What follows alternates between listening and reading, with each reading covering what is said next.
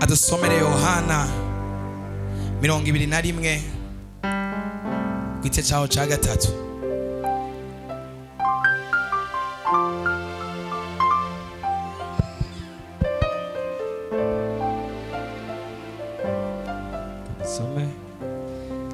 Dusome mu izina rya Yesu Kristo. Amen. Yesu yiyerekanira ku kiyaga cy'Itiberiya. Simoni Petero arababwira ati ndagiye kuroba. Arasiga umurimo arababwira ni ndasubiye kuroba. Nabo bati natwe turajana nawe. Ntago dusiga, natwe turajana nawe. Barikora Imana idutaba. Petero kana uyu mugabo Yesu maze kirekire ndabwira inyuma nta kintu ngaho. Bikarabe ko nogwa intambara yo kugenda kurondera kwicikizira no kugira ngo ndabe ko hari icyo noshobora kuronka. Petero yigira inama nziza arabwanye mbende tarataniro cyangwa ndagiye kuroba. Abana barabyanye ntabwo ugenda wenyine, reka tujana. Kugira ngo inzozi ntuti igikorwa cy'Imana utaye umurimo w'Imana udafise umuntu usigiye. Imana nidufashe cyane rwose.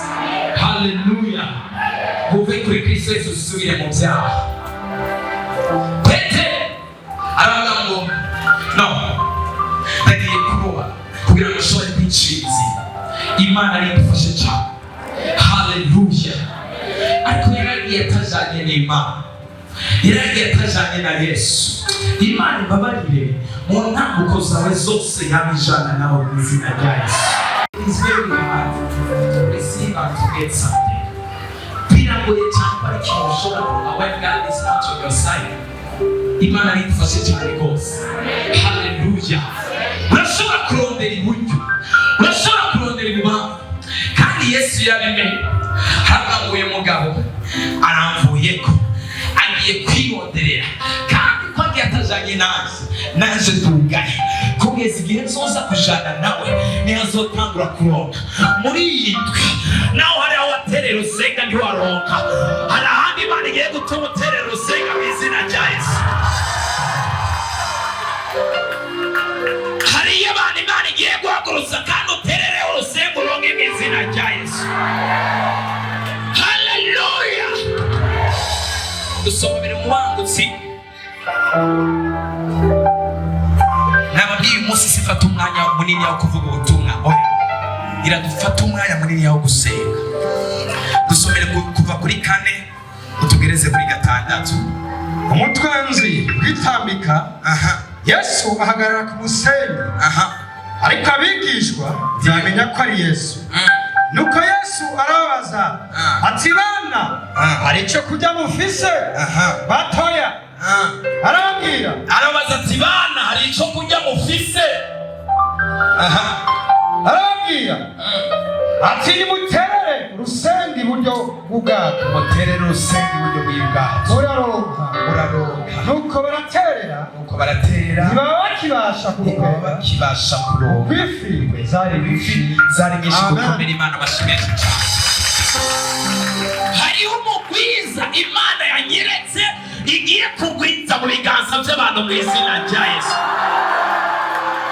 kandi bivyakira bakeya bonyine bavyizeye mu izina rya Yesu. Yesu mu mutwenzi araremuka arabwira ni bana baje hari ibyo kurya mufise. Uyu munsi Imana irakubajije mbega hari ibyo kurya ufise? Ko mwakesheje ijoro ryose muroba, ijoro rigaca muriko muraroba, hari amafi mwigeze muronka? Haravuga ngo yanama nta kimwe twigeze turonka. Reka ndakubwire, Imana yararavye ibona umaze igihe kirekire uroba bikanga kufatisha, uterera usenga ukawurifishamwo, uterera igera bikanga kufata, ariko Yesu yaje kuvyivangamwo muri ibi bitangaza.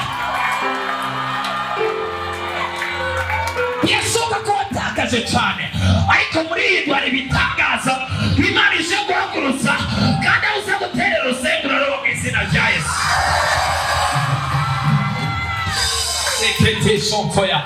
Birasoka ko yemo. Ariko ari imikarice. Imana igomba gutera murundi usenga. Wakira mu izina rya Yesu. Abagenzi runaka bagendanye. Batumutaronka. Ariko Imana igiye guhagurutsa abandi bashasha. Kandi nuwatera usenga muri buzoroka mu izina rya Yesu. Ariko ikibazo warondeyemo it was not possible. Ariko Imana yambwiye umunsi niko ndasenga n'ijoro rirambarira ngo babwire bagende baterere urusenga barutere kandi bagiye kuruterera ngiye kujana nabo. Ubwa mbere sinari ku ruhande rwabo kuko bari mu byaha, abandi bari mu ntege nke, abandi babikoze ukutariko. Ariko inyuma y'amasengesho Imana yabwiye igitigiri kininiya cyane ngiye gutuma baronka kubera inyuma y'amasengesho y'ibitangaza ngiye guhagurukana nabo ngendane nabo aho bazotera intambwe naje nzoyiterana nabo aho bazohonyera naje nzohoronyana nabo. Bagire batere urusenga muri mariage, bagire batere urusenga mu kugangaza, bagire batere urusenga mu ivugabutumwa, bagire batere urusenga mu gusenga, bagire batere urusenga mu kuririmba.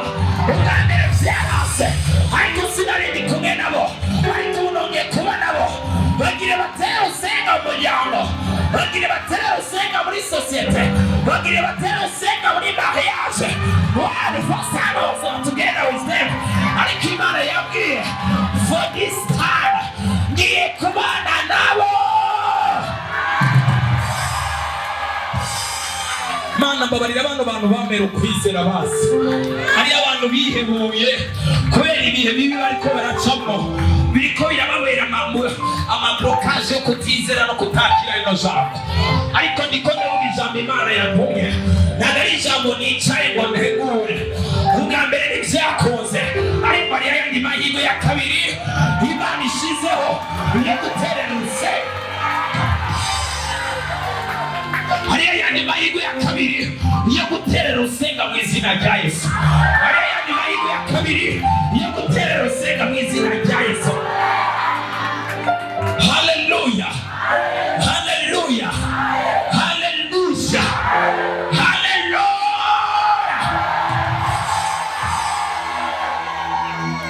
Iyo uterera urusenga utari kumwe n'Imana, there is no unction. Na unction ituma ibintu byoroha. Ariko iyo uterera urusenga uri kumwe n'Imana, hari unction y'urushirika, ibintu bikoroha. Hari amaprocess yagora ubuzima bw'abantu, Imana igiye kuyasukamo unction, ibintu bitangure koroha. Umuntu yahora ari complicated haragoye, Imana igiye gusukamo unction imworoshe mu izina rya Yesu. Hari abakoresha Imana igiye korosha kubw'inyungu z'abantu b'Imana. Umva, hari abantu bafise abantu bari bababangamiye imbere yabo, kandi imbere y'ubuzima bwabo bagaragara nk'abantu babujije amahoro, babahungabanije. Imana yambwiye ngo igiye kubasuka ku mwemu wayo iboroshe, iboroshe, iboroshe, iboroshe. Hari amaserivisi ari complicated imbere yawe, umaze iminsi uyasaba bakwangira. Inyuma y'amasengesho hari abantu bagiye gusaba amaserivisi babemerere batabagora.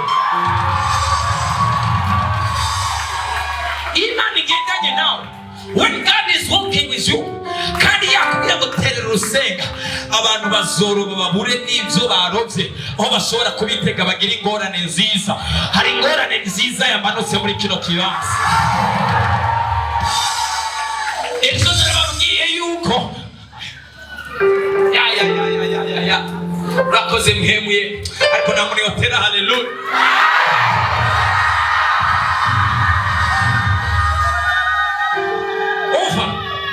Ubwa mbere telefone umunsi wose wahera, igihe kimwe navuga ko ari ibohero, narashobora kumara imyaka 3 nta muntu n'umwe twandikiranye kuri telefone.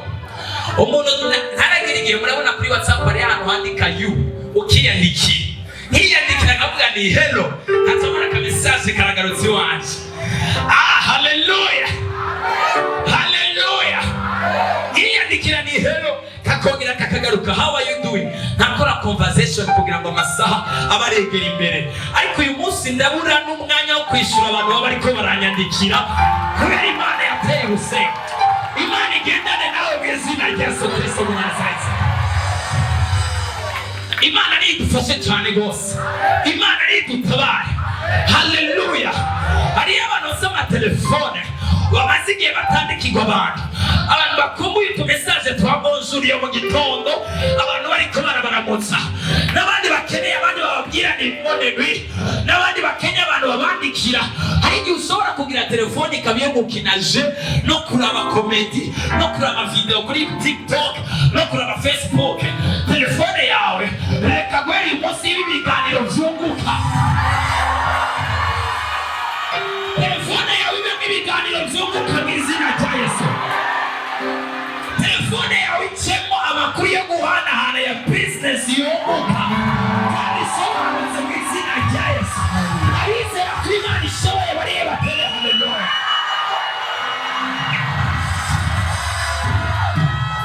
Haleluya. Haleluya. Haleluya. Haleluya. Haleluya. Nawe Imana igiye kungurura imiryango y'abasore gushika